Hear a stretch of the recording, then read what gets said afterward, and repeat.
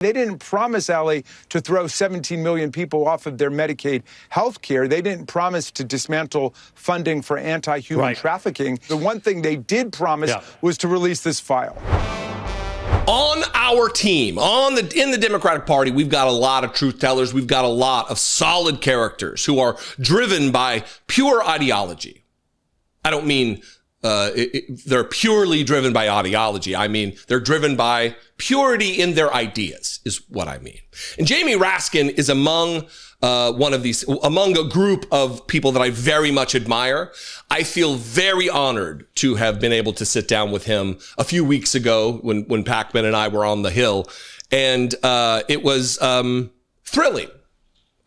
It was like meeting a hero, right? Somebody who is just whips, very smart, wildly intelligent, understands not just the law, but also puts it in context with the history of the United States, knows the history, understands political history, understands just basic history of our country and our laws and our constitution, everything. It's just, he's the, I'm really fanboying here. He's just like the whole package of an elected leader.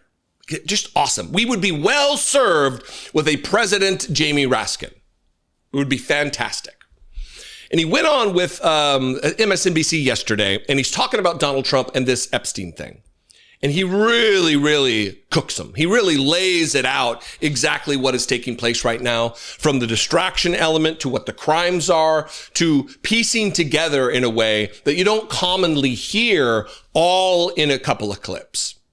We're going to start here where he speaks about this very adroitly, but also in kind of a common sense layman kind of way that is really what we need in this moment more than really any other time. We need people to communicate to the masses exactly what's taking place in the hope that there are a certain percentage of MAGA voters who are going to hear this too, probably not so much on MSNBC, but hopefully through videos like this and other people signal boosting. This is why sharing content like this is so important.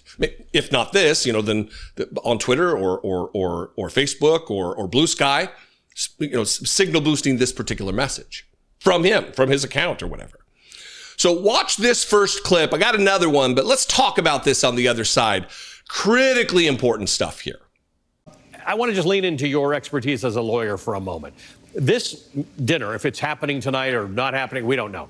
But this dinner would be highly unorthodox if the Attorney General and the Deputy Attorney General were not lawyers of Donald Trump's. And let's just remind our audience that when you are somebody's lawyer, unless they explicitly fire you and give you a responsibility, give you freedom from your responsibilities to them, your responsibility as a lawyer to them never ceases to be. That's right. Well, look, the first thing that everybody needs to regard is simply that you don't need a top-level legal political strategy session with the highest government officials in the land in order to release the file, which is what Donald Trump said for years he wanted to happen. All of them were rallying around the idea of release the Epstein file. The reason that they're engaged in top-flight negotiations and strategy sessions now is how to figure out how to bury the file and then release little snippets of information here and there to create a transparently skewed and distorted vision of what's going on. Basically, the public is watching one of the greatest cover-ups in American history take place in broad daylight. And more people are waking up to that fact that this is, how did he put it? That the public is watching one of the greatest cover-ups in the American history take place right in broad daylight. That's absolutely true. And more people are waking up to that fact. More and more people are kind of putting the pieces together and understanding this isn't justice. This isn't what Donald Trump campaigned on. This is what MAGA world was screaming about for years. Justice for the children. Save the children. Protect the children. Why is he not protecting the victims? Why is he protecting the perpetrators? And that gets to the heart of this next segment, this next clip that I'm getting ready to play, spelling it out that the DOJ right now is setting itself to protecting Donald Trump and other predators, not protecting the victims. Ghislaine Maxwell was convicted of engaging in this child sex abuse and as part of this whole conspiracy and agreement with Epstein.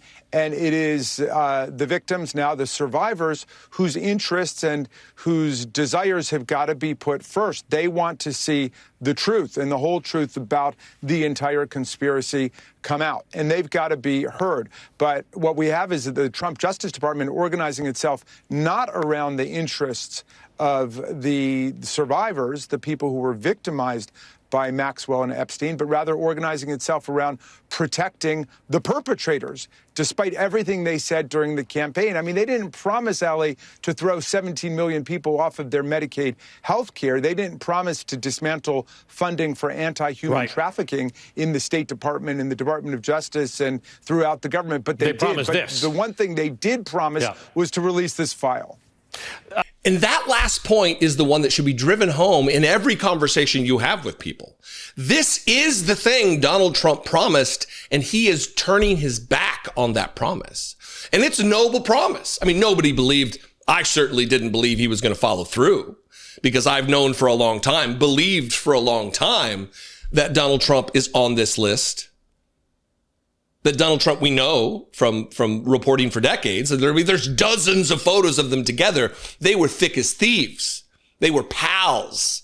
Jeffrey Epstein categorized their friendship on multiple occasions as best friends for 15 years.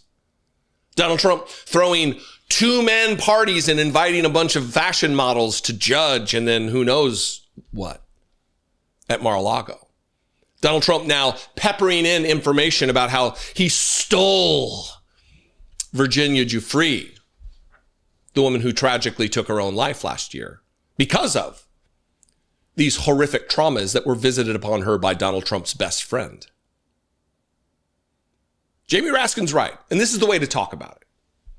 That the one promise that Donald Trump really made over and over and over and over again in an effort to whip up the base into a frenzy, he's turning his back on. And MAGA knows it. Reminding them is important.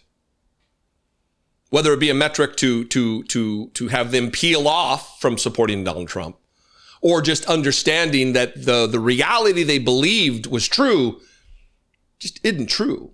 And then slowly things will, just like a deconversion from a cult. You start with one thing's not true, then you start like, well, what else could be not true? And then it's an avalanche. It's a snowball running downhill, gathering mass until it's beyond a point of no return. Anyway, what do you think? I would appreciate your thoughts on this. Are you a Jamie Raskin fanboy like I am? Let me know. You can comment below this video. You can also call the voicemail line, 714-576-4054. And of course, as always, you can email me daily@dollemore.com. I love and appreciate you very much. If you appreciate me and you want to help me make these videos on a daily basis, you can support this very program for $2 a month. You can navigate yourself over to YouTube, or if you're already here on YouTube, click the join button below for $2 a month. Become a channel member on YouTube, or you can go over to my Patreon page, patreon.com/IDoubtIt podcast. I love and appreciate you for your engagement, for your passion for this country to make it a better place, and by extension, hopefully the world. It's going to take all of us. I'll see you next time. Be genuine. Take care of one another.